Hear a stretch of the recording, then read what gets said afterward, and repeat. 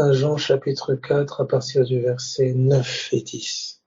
1 Jean 4, 9 et 10. 1 Jean 4, 9 et 10. Merci Seigneur. Soyez consolés là où vous êtes. Hein? Ne laissez pas votre cœur être pris en otage par d'autres sentiments que ceux de Jésus-Christ. La faute n'est pas chez l'autre.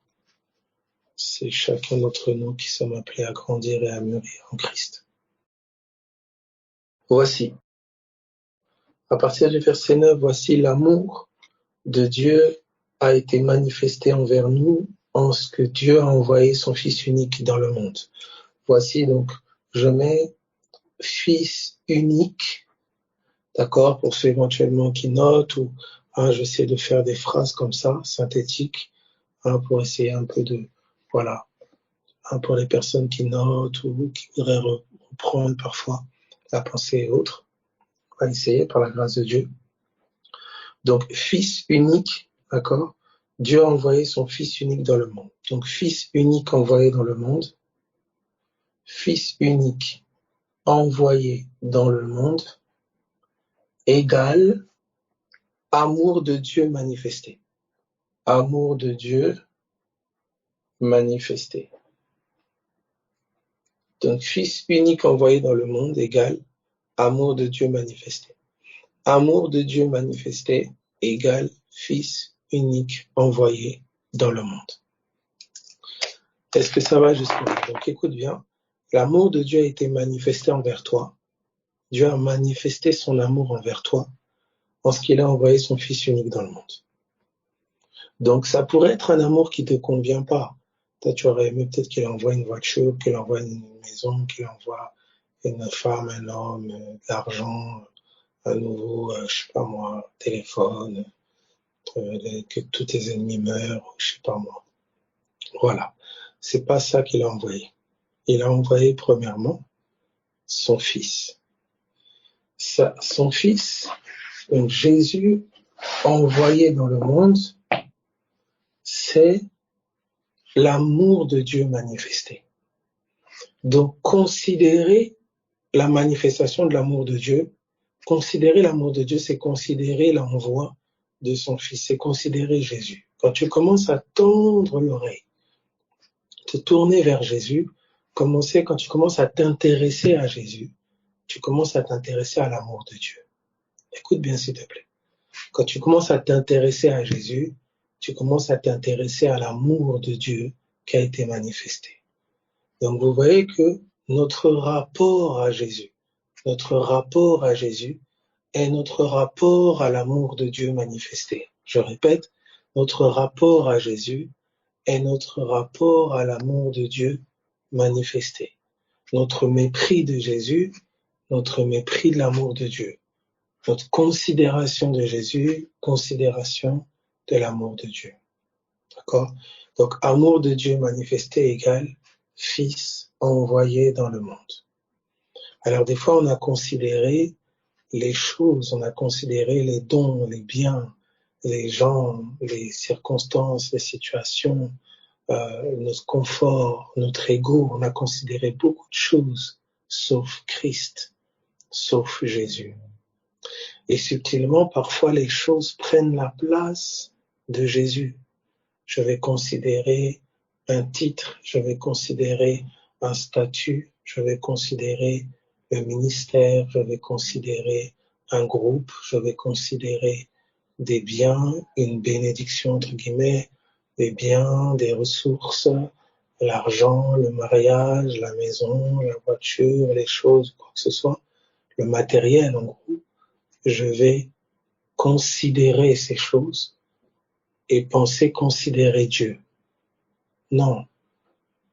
Jésus, c'est pas l'argent.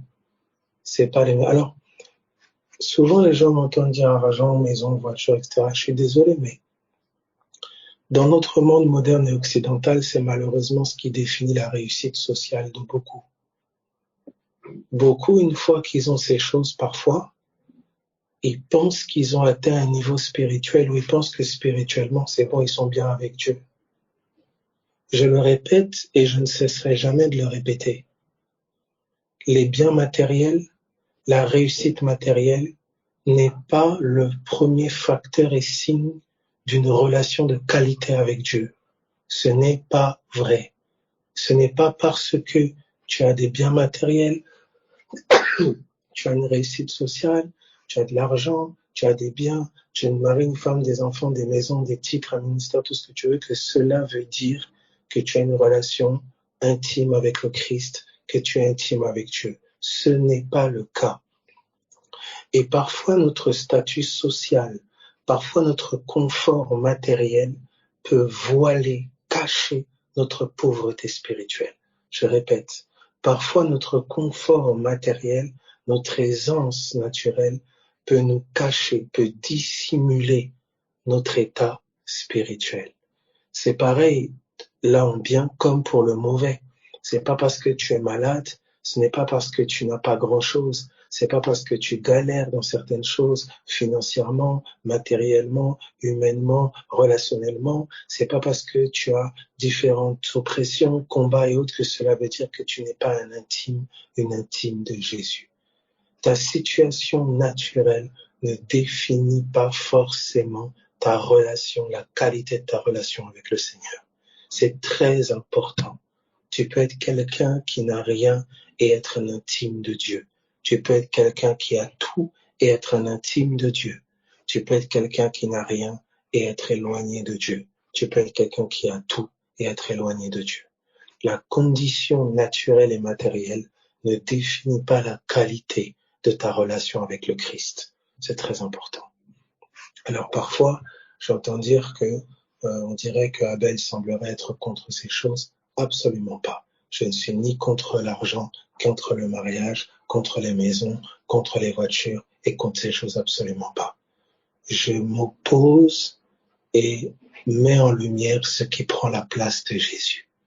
C'est une réalité que l'on rencontre, que l'on confronte. J'étais encore il n'y a pas longtemps dans un endroit où les chrétiens se réunissaient et certains que je n'avais pas vus depuis longtemps. Et c'est les premières, généralement, questions qui se soulèvent.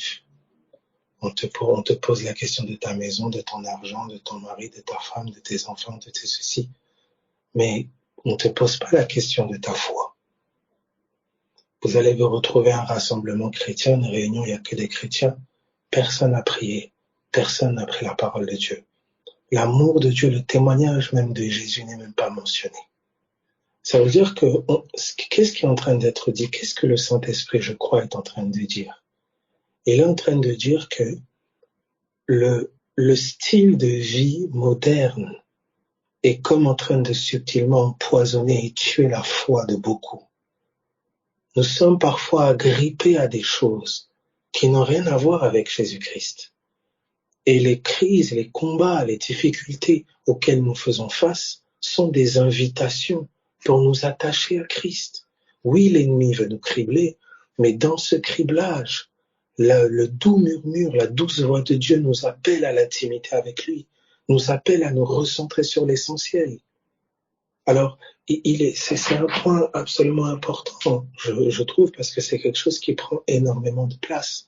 Combien de personnes je vois affligées, meurtries, parfois parce qu'elles n'ont pas certaines choses, et pensent que parce qu'elles n'ont pas cette chose-là, cela veut dire que Dieu ne les aime pas, ou Dieu les a abandonnées, ou Dieu, c'est terrible. Non. Ta condition naturelle ne définit pas la qualité de l'amour de Dieu pour toi. C'est très important. C'est important. Dieu a manifesté son amour en ce qu'il a donné son Fils. Il a donné son Fils, il a livré son Fils unique. Il a pardonné tes fautes, pardonné tes erreurs. Il savait même que tu passerais par ces situations-là avant même que tu passes par celles-ci. Il y a un enseignement qui est beaucoup plus profond que le fait simplement d'avoir les choses que ton cœur désire. Il y a quelqu'un à rencontrer. Il y a quelqu'un à vivre et à expérimenter, qui est au-delà de toutes les choses que le naturel peut avoir. De toute façon, c'est pas difficile. La mort, je disais, j'en parlais encore hier avec frère frères et sœurs, on peut projeter des choses. Demain, je peux dire, ben voilà, rendez-vous à Carrefour à 14 heures. Je peux avoir un empêchement et ne pas arriver à Carrefour. Je peux dire, ben écoute, dans une semaine, on se donne rendez-vous et puis on se verra, on organisera ça. Ah, dans un an, ben je projette de faire ça. Toutes ces choses que je projette peuvent rencontrer une incertitude, peuvent rencontrer un contretemps, quelque chose qui va bloquer. J'avais prévu qu'à 25 ans, je ferais ça. J'avais prévu qu'à 30 ans, je ferais ceci, cela. Finalement, ça, c'est pas fait. Tout ce que je peux prévoir humainement pour le futur, il peut y avoir des contretemps. Il peut y avoir des choses qui bloquent ou qui ne permettent pas que je réalise ces choses. C'est-à-dire, il n'y a aucun avenir certain. Mais dans toutes ces choses naturelles, qui ne peuvent pas être certaines à 100%, aucune chose naturelle peut être certaine à 100% demain. Si ce n'est, par exemple, tu vas mourir. Il y a quelque chose dont nous tous pouvons être sûrs pour l'avenir, c'est qu'on va tous mourir. Il n'y a aucun d'entre nous là qui ne connaîtra pas la mort naturelle, je veux dire. Ça veut dire qu'à une certaine mesure, tout ce que je peux vivre, tout ce que je peux faire, il y a une fin naturelle. Donc ma vie naturelle ne peut pas être limitée qu'aux choses naturelles, non. Je crois que la vie naturelle est une vie qui nous appelle aussi à nous préparer à la vie spirituelle. Nous sommes des hommes et des femmes d'esprit. Maintenant, vivre les choses de l'esprit ne peut pas dire mépriser les choses naturelles, non. Ça veut dire que les choses naturelles ont pour vocation de nous pousser vers les choses spirituelles. Tu as des biens, tu as un foyer, tu as une maison, tu as un conjoint, tu as une conjointe, tu as des enfants.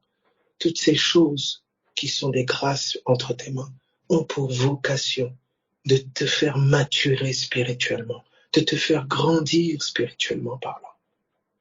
Parce que le vrai monde auquel tu appartiens, c'est le monde des esprits. Tu es né de l'esprit, tu es un être premièrement spirituel.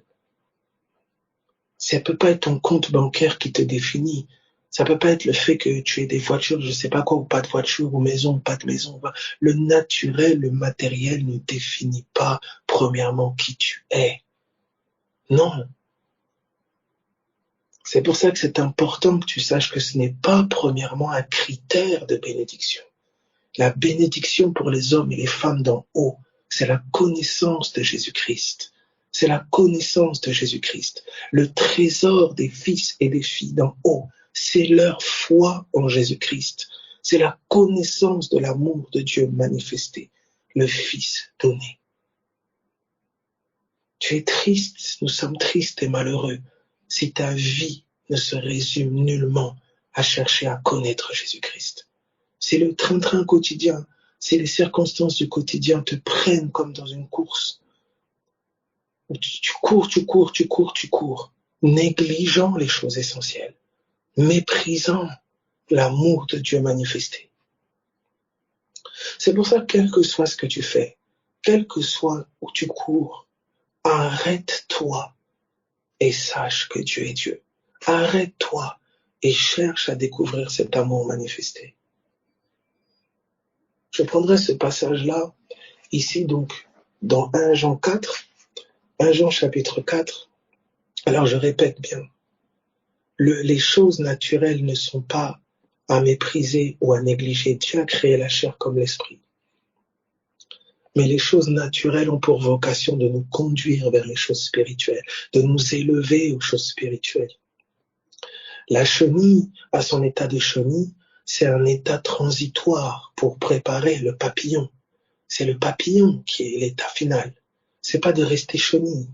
Notre vie naturelle est une vie semence. La vie qui est à moissonner, c'est la vie de l'esprit. À quoi te sert-il d'avoir tant de choses, de courir après tant de choses, si au final, ce n'est pas pour connaître Christ? À quoi? Pourquoi bon?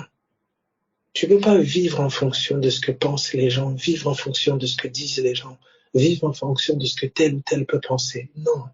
Le jour de ta mort, il n'y aura pas tel ou tel. Le jour où tu seras face à Jésus-Christ, ce sera toi face à Jésus-Christ. Donc il est important que tu puisses marquer ce temps d'arrêt, te tenir face à Dieu, et puis te recentrer sur les choses absolument essentielles. On rencontre, je vois tellement de personnes, moi-même des fois nous sommes pris dans ce piège, de faire des choses, des obsessions, alors que ces choses ne sont absolument pas les vitales, c'est pas le plus important. C'est pas que ce n'est pas important, non, mais ce n'est pas le plus important. J'aime ce que Jésus dira à Marthe, une seule chose est nécessaire, qui ne sera jamais ôtée. C'est ce que Marie était en train de faire, d'écouter le Fils, c'est-à-dire l'amour de Dieu manifesté. Il est intriguant et absolument extraordinaire de voir comment je peux me mettre dans tous mes états pour des choses naturelles, pour des choses d'en bas, et pourtant mépriser l'amour de Dieu manifesté. Ce Christ est livré et donné. Et toi qui as eu la connaissance, tu ne peux pas demeurer comme quelqu'un d'ignorant. Tu ne peux pas faire comme si tu ne savais pas. Tu ne peux pas faire comme si Jésus n'existait pas. Tu ne peux pas faire comme si Dieu n'avait pas manifesté son amour. Tu ne peux pas faire comme si Dieu n'avait pas mis son genou à terre pour te demander en mariage, faire une alliance avec toi. Tu ne peux pas ignorer ça, puisque tu as été informé, tu as goûté cet amour, tu as rencontré ce Jésus. Tu ne peux plus vivre comme quelqu'un pour qui Jésus n'existe pas, pour qui Jésus n'est pas. Il y a comme cet appel du Saint-Esprit à mettre Jésus sur son trône, sur le trône de nos cœurs. Il y a comme une espèce de force surnaturelle qui tient les chrétiens occupés dans leur cœur, soucieux, inquiets, comme ces voleurs du temple qui, au lieu de laisser le temple être une maison de prière, ils font de ce temple une maison de trafic. Tellement d'inquiétudes, tellement de soucis, tellement de préoccupations, éphémères, attachées aux choses vaines. Mais la vocation première, cette connexion avec Dieu par Christ, méprisée, négligée. Pour des raisons multiples, j'ai pas le temps de ceci, j'ai pas le temps de cela. C'est Jésus. Alors voici, nous sommes dans 1 Jean chapitre 4. 1 Jean chapitre 4. 1 Jean chapitre 4, à partir du verset, donc, je disais à partir du verset 9. L'amour de Dieu a été manifesté envers nous en ce que Dieu a envoyé son Fils unique dans le monde afin que nous vivions par lui. Donc vous imaginez que Dieu n'est pas en train d'abord de m'inviter à faire quelque chose. Il n'est même pas en train de me dire, écoute, tu dois faire ça, tu dois faire ça, tu dois faire ça, comme un ensemble de règles qu'il m'a déposé sur moi, même pas. Il est juste en train de me dire, prête l'oreille, Shema Israël, prête l'oreille, écoute.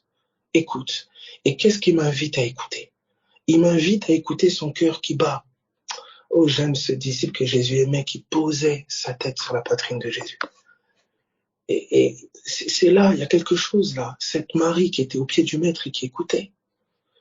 Dieu cherche une oreille, comme l'homme cherche une épouse. Une oreille, une bouche qui cherche une oreille. Juste un homme qui peut être reconnaissant et dire, je veux t'écouter. Je veux écouter ce que tu as à dire. Je veux écouter ce que tu as à dire. Et tu te rends compte que finalement, là où parfois les hommes, combien de fois on a tendu l'oreille envers des hommes, et quand tu écoutes ce qu'il a à dire, il parle de lui, il parle d'elle, il parle de lui, il parle de lui. Oui, moi ceci, moi cela, personne ceci, moi cela. Et puis finalement, quand tu tends l'oreille vers Dieu, tu entends quelqu'un te dire, je t'aime. Tu entends quelqu'un te dire, j'ai tout donné. J'ai donné ce que j'avais de plus cher pour toi. Quelqu'un qui m'invite à l'écouter. Et en écoutant, je n'entends qu'une voix qui témoigne de son amour pour moi et manifestée. Une preuve donnée. Et c'est là le plus grand mot de l'homme. C'est la déconsidération de cet amour. La déconsidération de ce don que le ciel a fait.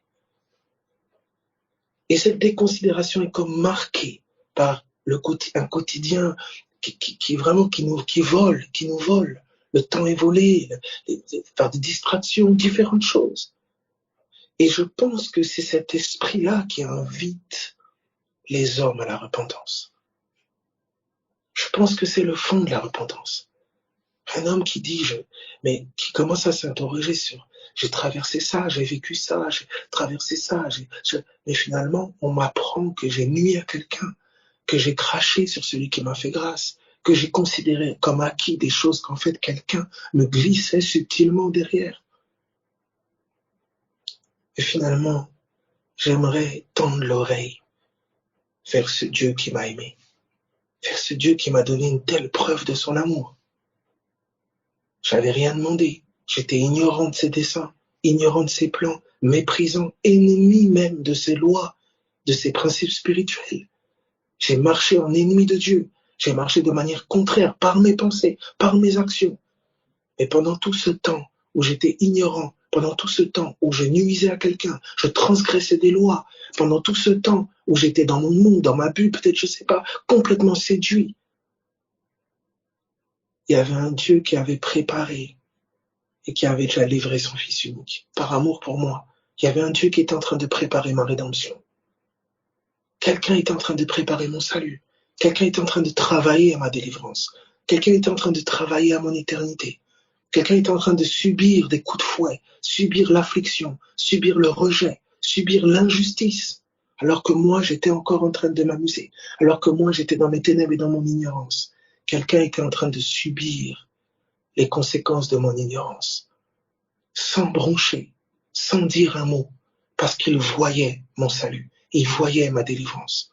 On ne peut pas tendre l'oreille vers un tel sacrifice et rester de marbre, rester insensible et continuer à mener une vie comme si Jésus n'existait pas.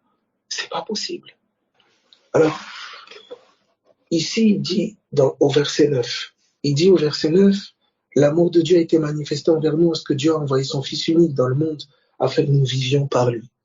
Et il dit au verset 10, et cet amour consiste non point en ce que nous avons aimé Dieu. Cet amour consiste pas en ce que nous avons aimé Dieu. C'est vrai que Dieu dit même aime-moi. Non. Il t'invite à cela, mais il dit par toi-même tu ne sauras jamais. Il dit cet amour consiste non point en ce que en ce que nous avons aimé Dieu, mais en ce qu'il nous a aimés et a envoyé son Fils comme victime expiatoire pour nos péchés. C'est-à-dire, il nous a aimés. Et cet amour-là a été manifesté en envoyant ce Fils. Mais pourquoi? À cause de nos fautes. À cause de nos fautes. C'est-à-dire, il y a une vie qui a porté nos fautes. Il y a une vie qui a pardonné nos erreurs. Il y a une vie qui a supporté nos travers. Dieu t'a supporté. Tes erreurs, tes travers, ton ignorance d'hier, d'aujourd'hui, de demain, la méchanceté de ton cœur, tes pensées impures, tes travers, tes addictions et autres. Tu n'en vis peut-être pas les conséquences, certains la vivent, etc. Mais tu dois savoir que quelqu'un a pris ces mots-là. Mes travers ont eu des conséquences sur quelqu'un. Quelqu'un les porte. Et les traces de Jésus, elles sont pas effacées. Les marques, il les a encore aujourd'hui. La croix est une œuvre éternelle. Les cicatrices sont là pour rappeler. Les marques sont là. Tu ne vas pas, toi, revêtir un corps glorieux avec des cicatrices. Mais Christ a les marques. Il a les mains percées. Il a le côté percé. Les marques là sont... C'est-à-dire que tous ceux qui glorieusement sont ressuscités, tous ceux qui sont nés d'en haut, dans la perfection et la gloire, c'est parce que quelqu'un a gardé les marques de nos fautes, de nos péchés. C'est-à-dire que nous sommes par celui qui est mort pour nous et ressuscité. Tout ce que nous sommes dans l'esprit, nous ne le devons qu'à lui. Dis-moi, tu peux pas tendre l'oreille vers ça et ne pas t'arrêter et dire un moment, écoute chérie, attends 2 minutes, mon fils, ma femme attend un peu, mon papa, maman, attendez un peu, mes enfants attendez 2 minutes là, il y a quelque chose là de très important. Il faut que je prenne le temps, il faut que je m'arrête. Papa, maman, il y a quelque chose de plus important que vous. Il y a quelqu'un de plus important que vous, mes enfants. Il y a quelqu'un de plus important que toi, mon mari, ma femme. Il y a quelqu'un de plus important que toi, mon ami, mon frère, ma sœur. Il y a quelqu'un de plus important. C'est celui qui m'a donné à toi et qui t'a donné à moi. C'est celui qui nous fait tous respirer là. On est en train de me dire que depuis des millénaires, sa voix crie et cherche une oreille disposée à entendre cet amour. Il cherche un lieu de résidence. Écoutez, on n'est pas... À quoi sert-il de connaître tous les versets, toute la Bible, tous les trucs ainsi, si ce n'est pas pour considérer Jésus? Si c'est pour déconsidérer Jésus. Ça te sert à quoi d'écouter des multitudes d'enseignements, d'écouter des trucs, machin, si au final, c'est pas pour faire plus de place à Jésus? Soyez des passionnés pour le Maître. L'amour n'a pas de limite. L'amour n'a pas comment dire? Tu pourras jamais dire que tu as suffisamment aimé. Tu vas avoir quelqu'un qui veut être un vase de terre. Tu vas avoir quelqu'un qui va être un vase d'argile. Tu vas avoir quelqu'un qui va être un vase d'honneur. Tu vas avoir quelqu'un qui, pour lui, son plus grand sacrifice, son amour, c'est de livrer la chaise de son salon ou, je sais pas moi, son matelas. Et t'as quelqu'un pour qui son amour à lui, ça va être de livrer sa maison. Tu vas avoir quelqu'un d'autre pour lui, ça va être de livrer sa vie. Et on peut pas dire que l'autre fait moins bien ou mieux que l'autre, non. Chacun exprime son amour à la mesure où cet amour l'a rencontré. À quelle mesure l'amour de Dieu t'a rencontré? Et quelle est la mesure du sacrifice auquel cet amour-là t'invite? À quelle mesure l'amour de Christ t'a rencontré? Et à quelle mesure cet amour-là t'invite au sacrifice? Que livres-tu? Qu'as-tu livré? Est-ce que cet amour est quelque chose que tu rencontres le dimanche matin? Oh, t'as une petite pensée pour Jésus. Est-ce que c'est quelque chose qui monte quelquefois dans la semaine? J'y pense. Est-ce que c'est quelque chose qui t'obsède? Ou c'est devenu difficile pour toi de ne pas passer un jour sans penser à lui? Quelle mesure? Et il n'y a pas de loi pour ça. Il n'y a pas de règle. Alors vous allez voir l'un qui est passionné, vous allez voir l'un qui est un peu moins passionné, vous allez voir l'un qui a tout livré, vous allez voir l'un qui livre le quart ou le dixième, vous allez voir l'autre, et l'un va dire, toi, ceci. Mais le point, c'est seulement celui-ci. Tous les hommes sont invités à répondre à cet amour manifesté en Jésus-Christ. Et à quelle mesure y réponds-tu? Et aujourd'hui, c'est triste de voir parfois que les plus amoureux du Seigneur sont parfois méprisés même au milieu de ceux qui se disent chrétiens. Je prie qu'on arrive à un stade où que ce soit une honte, que l'on soit gêné de faire passer des choses, des gens avant Jésus. Que nos cœurs soient attristés, que l'on puisse se retrouver et parler plus d'argent que de Jésus. De parler plus du palmarès de tel ou de tel que de Jésus. De se retrouver entre chrétiens, des gens nés d'en haut, et que le nom de Jésus soit même pas mentionné. Que la pensée de Jésus, la pensée du ciel, ce que le Seigneur dit même, ça sera même pas mentionné. Alors il parle à l'une des églises, il dit, je me tiens à la porte et je frappe. Celui qui m'ouvrira, etc., etc. Et on a souvent pris ce passage d'ailleurs pour des incroyants. Mais c'est triste de voir que ce passage-là est d'abord pour une église. C'est à la porte de croyants qu'il frappe, pas d'incroyants. Alors on entend le cri de Paul qui crie, je vous en supplie, soyez réconciliés avec Dieu. Il n'y a pas un appel là à te dire, donne ça, donne ta voiture, donne ta maison, donne ton argent. Non, il y a quelque chose qui dit, tends l'oreille vers cet amour. Cherche juste à écouter ce que la voix du ciel dit. Et qu'est-ce qu'elle dit? Je t'ai aimé, j'ai donné mon fils. Voici, tu as tout pleinement en lui. Voici mon cœur livré là pour toi. Et voici ce que les hommes ont fait de mon cœur. Ils l'ont crucifié, ils l'ont méprisé, ils l'ont foulé aux pieds. Et par ignorance, tu as fait de même des années. Cependant, je t'ai pardonné et je te pardonnerai encore. Que ma bonté te conduise à la repentance. Que ma patience te conduise à la repentance. C'est-à-dire à changer de mentalité. Qu'est-ce que tu veux dire par là, Abel? À donner la première place à Jésus. C'est un processus. Abraham a appris. On passe d'un Abraham qui se sépare avec Lot à Abraham qui, la parole déplut à son cœur lorsqu'il dut se séparer d'Ismaël, à Abraham qui ne bronche pas quand il doit livrer Isaac. Abraham a appris à donner. Il n'a pas directement livré Isaac comme ça. C'est d'abord d'un Ismaël qui s'est séparé et d'un Lot avant. Notre vie est une vie de croissance dans le sacrifice pour Dieu. et pour les autres. C'est une vie de réponse à l'amour que Dieu a manifesté en son Fils. C'est notre vie. C'est l'appel qui est lancé aux hommes. Une voix qui crie, je vous ai aimé. Écoutez, Shema. Et ceux qui entendent cette voix passent de la mort à la vie. Nous savons que nous sommes passés de la mort à la vie parce que nous aimons, les frères. Il y a quelque chose là.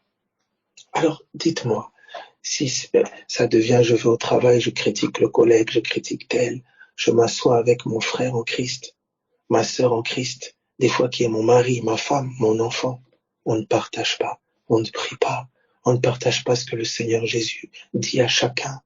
Mais c'est des cancans sur ça, ou t'as pas fait comme ça, et ceci, t'as vu tel, t'as que ceci, cela, c'était, regardez un peu s'il vous plaît, regardons ce qui est au centre de nos maisons, regardons. Si l'on me condamne parce que j'invite et pousse les gens à faire de Jésus le centre de leur vie, alors j'accepte cette condamnation, j'accepte.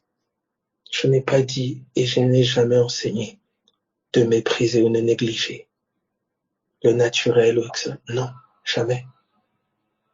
Mais j'ai dit, si le naturel est considéré plus que Christ, alors le naturel perd sa vocation, il perd son but, il perd son essence. Puisque tout a été fait par lui et pour lui.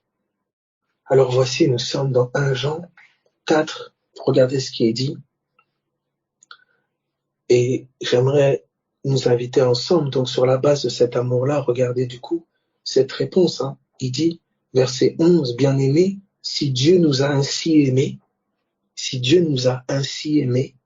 nous devons aussi nous aimer les uns les autres. Il y a comme une conséquence à la révélation de cet amour. Si Dieu nous a ainsi aimés, si je dirais je ne sais pas comment il m'a aimé, il m'a aimé parce que j'ai beaucoup prié. Il m'a aimé parce que j'ai beaucoup jeûné. Il m'a aimé parce que j'ai respecté ça ou ça. Il m'a aimé parce qu'il m'a donné une voiture. Il m'a aimé parce qu'il m'a donné une maison. Il m'a aimé parce que il m'a donné un nouveau travail. Il m'a aimé. C'est déjà la définition. La révélation de comment il m'a aimé est tordue. Comment je vais aimer les autres comme il m'a aimé? C'est pas possible. C'est pas comme ça qu'il y a tel problème de vie corporative. Pas parce qu'il y a un manque de règles et autres, non. Mais parce que l'amour de Jésus-Christ, l'amour de Dieu manifesté en Christ n'est pas révélé. Il faut que la croix soit prêchée, il faut que Jésus-Christ soit dévoilé. Il faut que chacun d'entre nous puissions voir à Golgotha la misère de nos cœurs. Quand Christ n'est pas au centre, c'est le slip du voisin qui est au centre, c'est les chaussettes de l'autre qui sont au centre, c'est moi-même, mon ego, c'est ce qu'un tel a dit, ce qu'un tel a fait, ce qu'un tel n'a pas dit, ce qu'un tel n'a pas fait, ce qu'un tel n'a pas... Voilà. Mais lorsque Paul dit « Je veux rien savoir d'autre parmi vous que Christ et Christ crucifié », je veux pas une autre pensée. Parce que lorsque tous nous regardons à se crucifier, qu'est-ce que nous voyons? On voit notre méchanceté qui a amené quelqu'un à mourir. On voit notre péché qui a amené quelqu'un à mourir. Pourquoi notre faute, pourquoi nos péchés, pourquoi nos imperfections ont amené cette personne à mourir? Parce qu'il nous a aimés. Il nous a aimés. Et d'aimer quelqu'un d'injuste, d'aimer quelqu'un d'imparfait, d'aimer quelqu'un d'aveugle, ça fait parfois mal. Ça veut dire que tous, à une certaine mesure, corporativement, nous sommes invités à vivre la croix. Mais comment puis-je vivre cette croix avec mon frère, ma sœur, si déjà je ne l'ai pas vue, cette croix pour moi? Voici ici, regardez, c'est pour ça que c'est une invitation à la table. Regardez, nous sommes dans Ésaïe. Ésaïe 25, je crois. Ésaïe 25. Ésaïe 25. Ésaïe 25. Faites cet exercice. Moi, je vous exhorte à le faire. Faites cet exercice, asseyez-vous au milieu de voilà, des réunions de chrétiens, ou je sais pas, asseyez-vous et taisez-vous et écoutez. Des fois, tu te dis, Seigneur, franchement, je sais pas. Parfois, il y a tout sauf lui. Et c'est normal. On peut même arriver à ce stade à être gêné que même Jésus soit mentionné. que sa pensée soit mise en lumière. Si vous vous retrouvez au milieu de passionnés de voitures, vous pouvez être sûr que vous allez parler. C'est les voitures qui sont sur leur bouche, sur leurs lèvres, dans leurs pensées, c'est les voitures. Si vous vous retrouvez au milieu de passionnés de Johnny Hallyday, si vous vous retrouvez au milieu de passionnés de, je sais pas moi, Claude François, ou enfin, je sais pas, bref. Si vous vous retrouvez au milieu d'hommes et de femmes dont le cœur est gouverné par quelque chose ou quelqu'un, vous retrouverez sur leurs lèvres ce quelque chose, ce quelqu'un. La grande absence du témoignage de Jésus sur nos lèvres et dans nos cœurs révèle le mépris de celui-ci dans nos chambres. Révèle le mépris de celui-ci dans nos chambres. Et c'est la première chose à laquelle nous sommes invités à nous repentir. Le Dieu que l'on veut voir sur la place publique, que ce soit d'abord le Dieu de nos chambres. Nous sommes dans Isaïe, je pense, au chapitre... Où es-tu?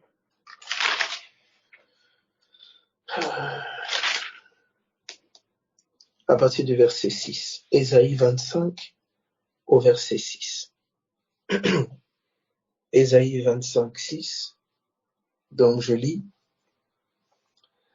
L'Éternel des armées prépare à tous les peuples sur cette montagne un festin de mets succulents, un festin de vin vieux, de mets succulents pleins de moelle, de vin vieux clarifié. Et sur cette montagne, il anéantit le voile qui voile tous les peuples, la couverture qui couvre les nations. Il anéantit la mort pour toujours. Le Seigneur l'Éternel essuie les larmes de tous les visages. Il fait disparaître de toute la terre l'opprobre de son peuple. Vous voyez, il dit sur cette montagne, voici, je reprends, l'Éternel des armées prépare à tous les peuples sur cette montagne un festin. Mais quelle montagne? Verset 7, sur cette montagne, il anéantit le voile de tous les peuples. Verset 8, il anéantit la mort. Quelle est cette montagne sur laquelle il a anéanti la mort, sur laquelle le voile de la chair a été déchiré, ce voile qui a aveuglé les peuples? Sur quelle montagne? Nous sommes à Golgotha. Et donc, on me dit sur cette montagne où il a anéanti la mort, sur cette montagne où un voile, le voile de la chair qui a aveuglé, qu'est-ce qui faisait ce voile? Qui voile les peuples, la couverture qui couvre toutes les nations. Il anéantit la mort. Et il dit sur cette montagne, il a préparé un festin.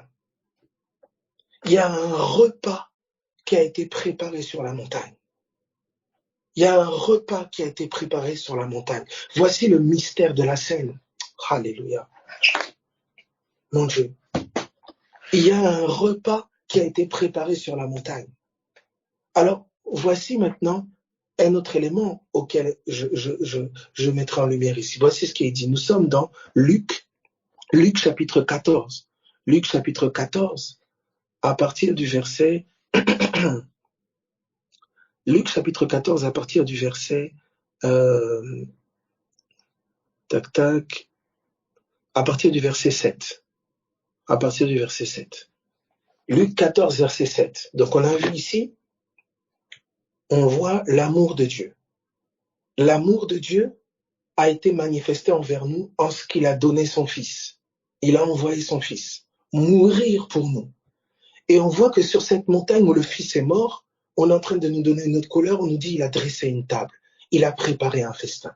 C'est-à-dire que c'est comme si Dieu nous a invités à manger avec lui. Il nous a invités à dîner. Exactement comme un époux inviterait son épouse à un repas. Béni soit Dieu. Tu en as accepté des repas. Tu en as accepté des invitations à dîner, des invitations à manger comme pas possible, où tu t'es bien rempli la panse. Mais la question c'est, as-tu accepté le repas auquel Dieu t'a convié?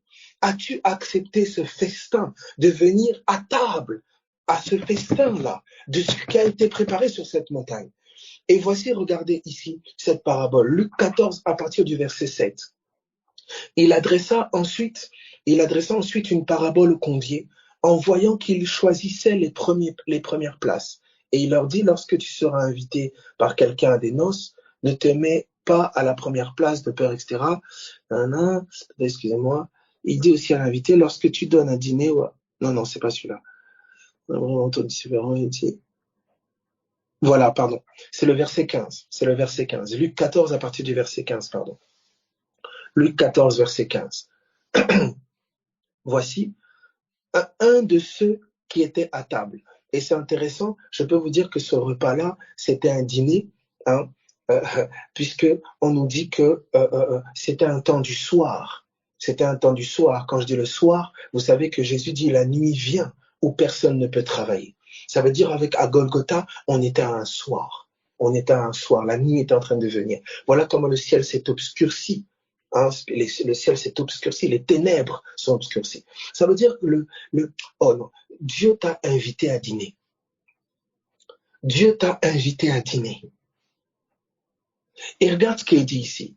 Un de ceux qui étaient à table, après avoir entendu ces paroles, dit à Jésus, heureux celui qui prendra son repas dans le royaume de Dieu. Et Jésus lui répondit, un homme donna un grand souper et il invita beaucoup de gens. À l'heure du souper, il envoya son serviteur dire aux conviés, venez car tout est déjà prêt. Tout est accompli. La table est dressée. Le festin est préparé.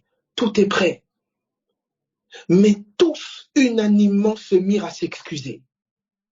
Le premier lui dit, j'ai acheté un champ. S'il vous plaît, s'il vous plaît, s'il vous plaît. Combien ont accepté les repas d'en bas et ont méprisé celui d'en haut?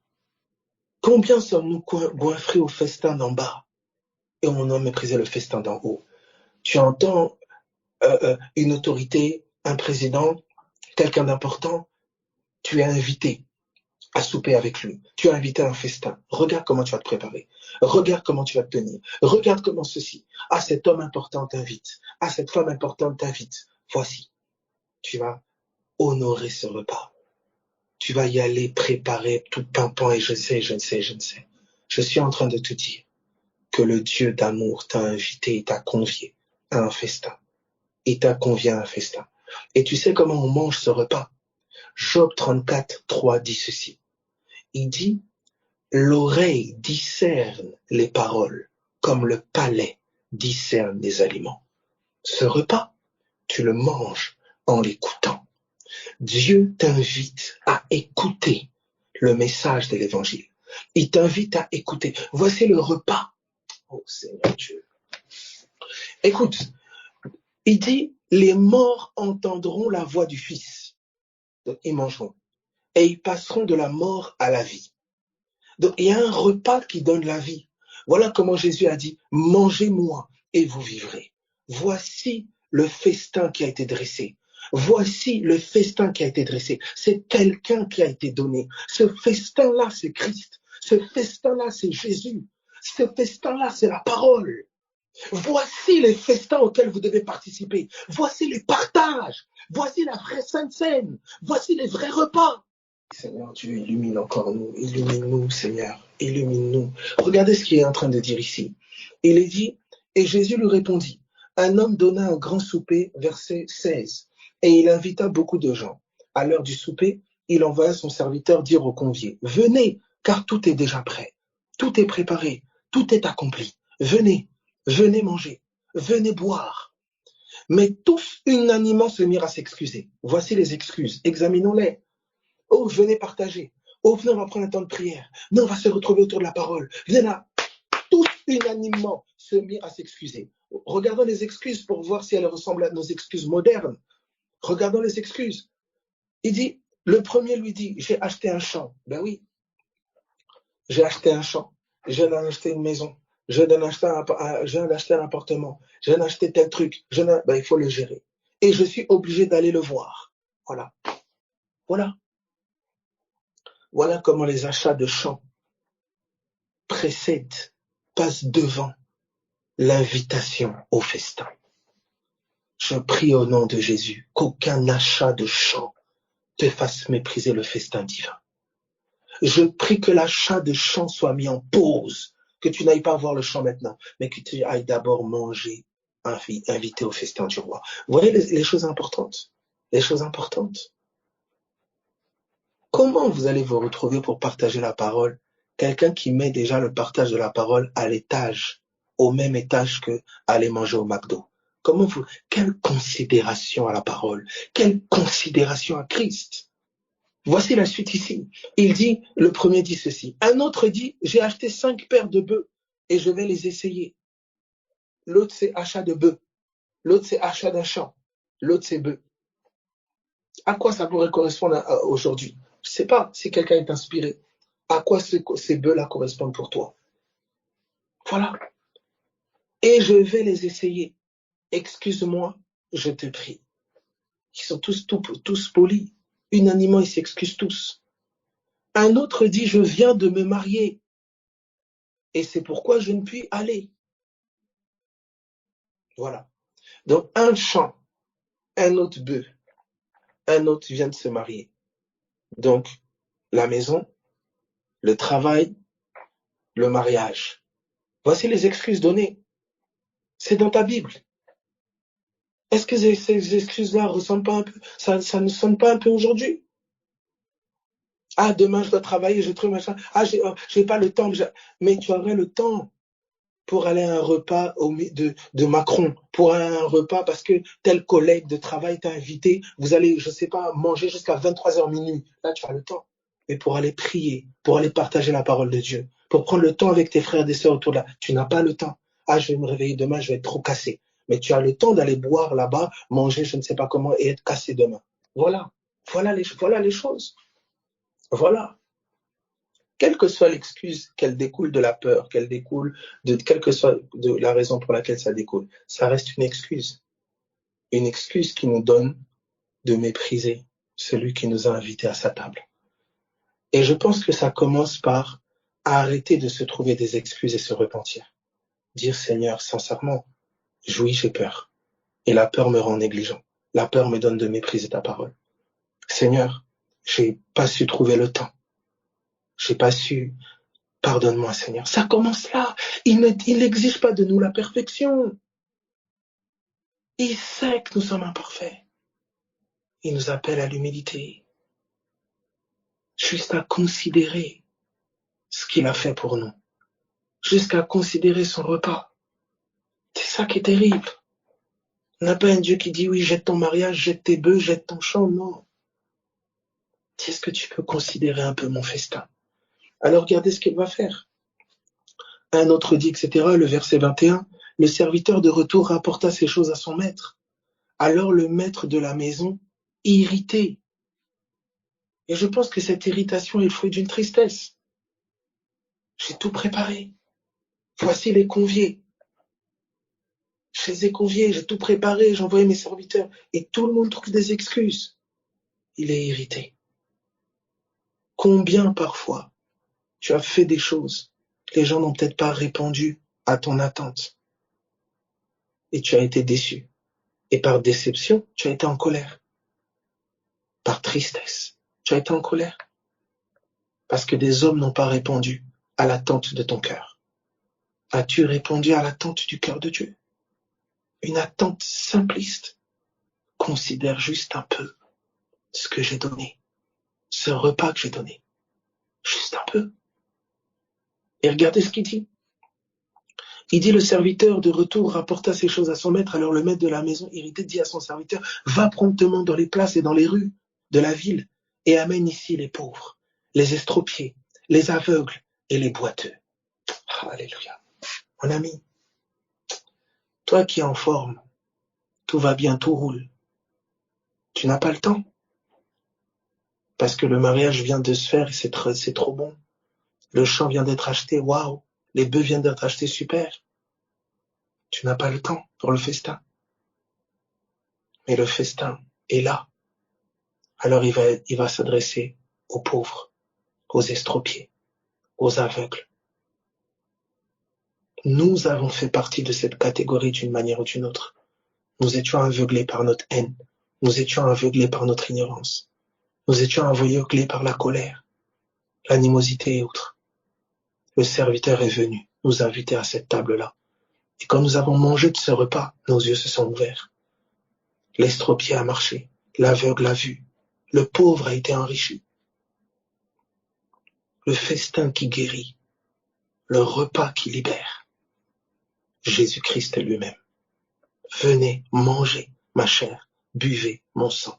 Ce festin de mets succulents et de vin vieux. Alors au nom de Jésus-Christ de Nazareth, c'est un cri du cœur vraiment. Je t'invite, même pas je t'invite, c'est pas moi qui t'invite. Je répète et relance l'invitation qui t'a été donnée depuis. Béni soit Dieu si tu y réponds. On n'y répond pas en une fois. C'est un repas éternel. L'œuvre de la croix, c'est un évangile éternel. C'est un repas de chaque soir. C'est un repas de chaque jour. C'est un pain quotidien. Je prie au nom de Jésus que tu aies part au repas de famille. Pas seulement une fois dans la semaine, mais que ce soit le plus fréquent possible, à la mesure de cet amour que Dieu a manifesté pour toi et auquel tu réponds. Mange ce rouleau, remplis ton ventre. Voici le vrai repas. Voici le festin, préparé avec un cœur d'amour. C'est l'amour de Dieu qui a poussé à préparer ce grand souper. Jésus, le repas de Dieu. Jésus, le souper de Dieu. Alléluia. Merci Seigneur.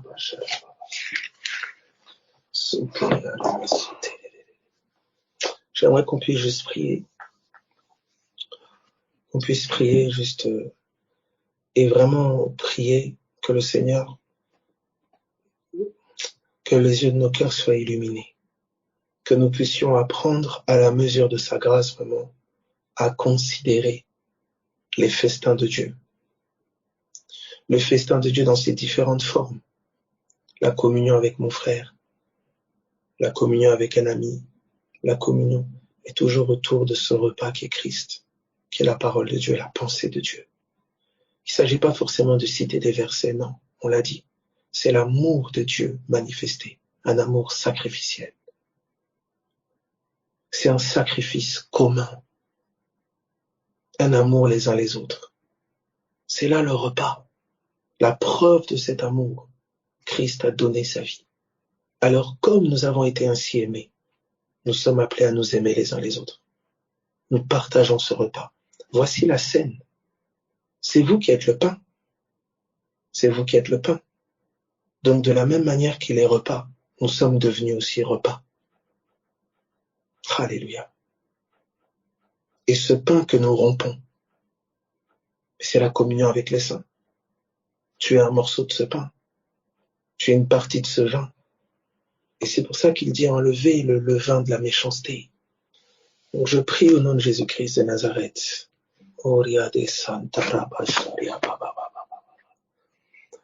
Je prie au nom de Jésus-Christ de Nazareth que là où ton cœur a été habitué peut-être à manger ailleurs qu'à la maison, que ce repas qui a été préparé sur cette montagne, préparé avec un cœur d'amour pour toi, si d'une manière ou d'une autre j'ai trouvé des excuses et je l'ai méprisé, négligé, pour aller manger à la table d'étrangers, d'autres repas, d'autres paroles, des paroles mensongères, des paroles de haine, des paroles de cupidité. Si d'une manière ou d'une autre je suis parti manger à la table d'autres rois, à la table d'autres étrangers, à la table d'autres hommes, à la table d'un autre époux, que nous soyons invités à nous repentir pour aller manger à la table de notre Père, à la table de notre époux. Le fils prodigue s'est retrouvé à manger la même nourriture que les cochons. Comme souvent nous nous retrouvons à écouter les mêmes paroles et penser la même mentalité que les incroyants, que l'incrédule. Nous avons les mêmes soucis, les mêmes inquiétudes, les mêmes types de mentalité. Nous mangeons la même nourriture que le cochon, que l'incrédule, celui qui est ignorant que Dieu l'a aimé. Nous nous nourrissons de la même inquiétude, nous nous nourrissons des mêmes soucis, des mêmes peurs, mais au nom de Jésus, que le fils qui mangeait avec les cochons rentre à la maison pour manger le vrai repas, le repas de la foi, le repas de l'amour de Dieu. Ces paroles que lorsque tu entends, elles suscitent pas l'incrédulité, la peur, la haine, l'inquiétude et autres, non. Mais ces paroles qui suscitent la foi, la confiance en lui. Au nom de Jésus, je prie que nous soyons nourris du repas de la foi. Je prie que nous soyons alimentés du repas de la foi dans le nom de Jésus-Christ de Nazareth. Que toute parole mensongère, que tout repas empoisonné, que tout venin mortel qu'on a essayé de mettre en toi, tout repas auquel tu t'es prêté autre que le repas de Christ, dans le nom de Jésus-Christ de Nazareth, que ces choses soient maintenant même dans le nom de Jésus-Christ de Nazareth. Que toute excuse qui pouvait être soulevée dans ton cœur, nous voyons là aujourd'hui que ces excuses, c'est quelque part une manière de mettre le Seigneur à une autre position que la première position. Au nom de Jésus, que nous n'ayons plus d'excuses. Au nom de Jésus-Christ de Nazareth, que nous n'ayons plus d'excuses pour sa parole. Que nous n'ayons plus d'excuses pour des temps avec lui, dans la prière, dans la communion, dans la parole, dans le partage avec frères et sœurs et autres.